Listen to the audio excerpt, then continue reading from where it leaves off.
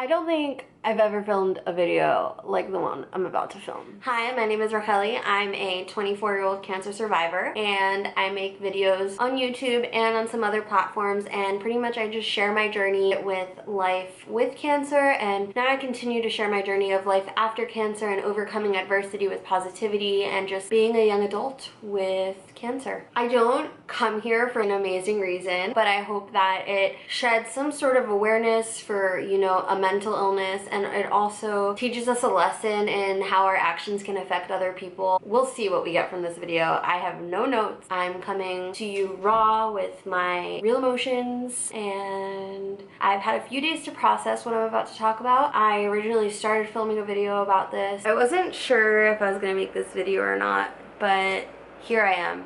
I'm making it.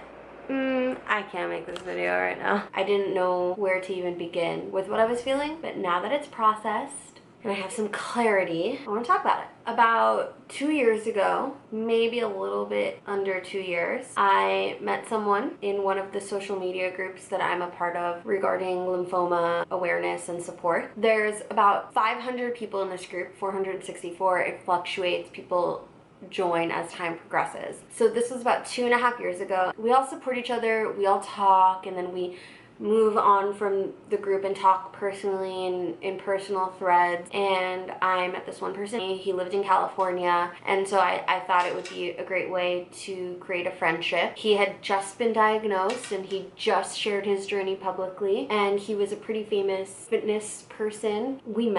I met up with him. He was just about to start chemo, or he had just started chemo. We met for sushi, which is funny because if you know a cancer diet or a chemo diet, you know that sushi is not the diet that you should be, it's not what you should be eating while you're neutropenic and your immune system is compromised. But he suggested it. He literally said, let's go get sushi. My diet is limited, or my whatever.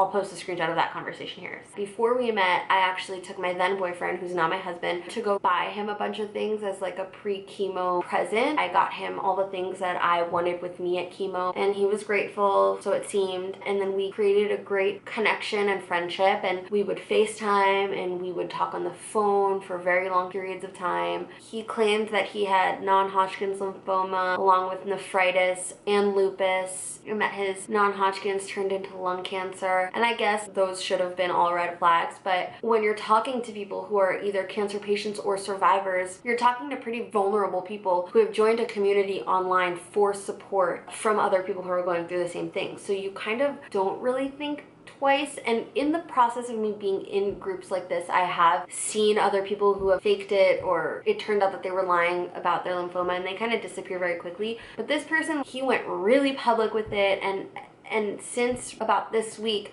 the documentaries that he came out with have now been taken off of the internet. He then decided to go the natural route. He was going to Mexico to get these natural infusions, and he then got off social media, and he would send me videos for being so supportive and updating me on his treatment and things like that.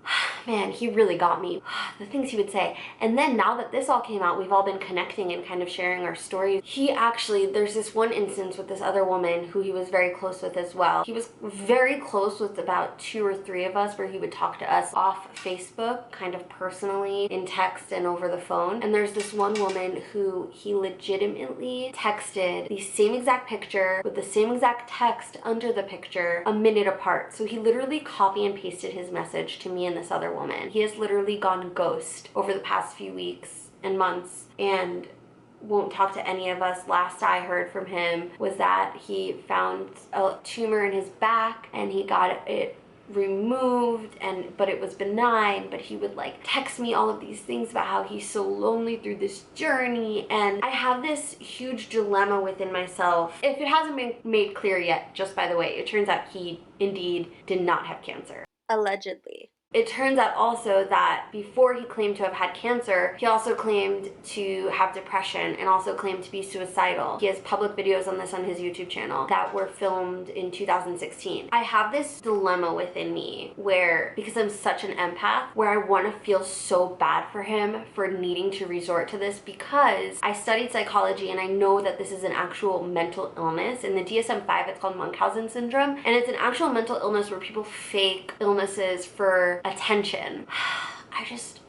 Do I feel bad for him because he's suffering from this mental condition, or am I angry that he lied to me and over 400 cancer patients and thousands of other people that watched his documentaries and that his story was shared with and that empathized with him and that spent money on his merch and spent money on his physical fitness personal trainer stuff? Am I angry? I'm definitely hurt. I'm so conflicted. Like, I want him to get help, but I'm also really angry. And so are hundreds of other men and women in the group that I'm in. It's so vulnerable and so personal, and we all really bonded and cared about him, and we would check in on him. We worried about him when he stopped posting because we didn't know what was happening with him, especially since he chose natural treatment. And what actually does piss me off, and I don't feel bad about this at all, is that he glamorized going the complete natural route with Rick Simpson oil and with all of that, which, like, power to you if it's actually working for you and if you are getting the correct treatment for your body. But if you're faking having cancer and then you claim to be going the natural route and saying that you're cured and that your cancer went away, there are so many other people who are going to go online